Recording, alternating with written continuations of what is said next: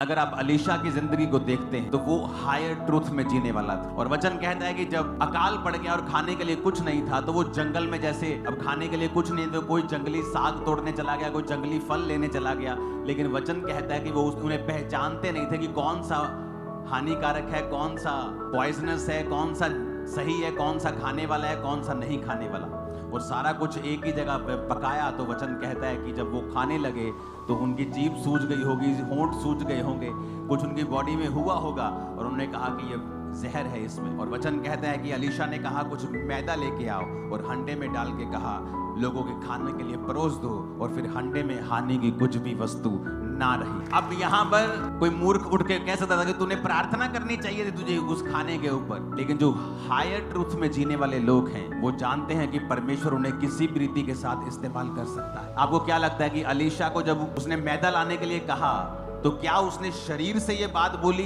कि आत्मा से बोली? अगर उसने शरीर से बोली होती तो वो खाना कभी भी जहर से मुक्त नहीं होता। लेकिन वचन कहता है कि पवित्र आत्मा ने उसकी अगुवाई की और पवित्र आत्मा ने कहा, और जो कुछ आत्मा ने कहा वो उसने किया। ये ऐसे लोग हैं जो हायर ट्रूथ में जीते थे, अलीशा के जैसे, पतरस के जैसे, पौलुस के जैसे, मूसा के जैसे। ये वो लोग थे जो हायर ट्रूथ में चलते थे, जो हायर अनॉइंटिंग में चलते थे।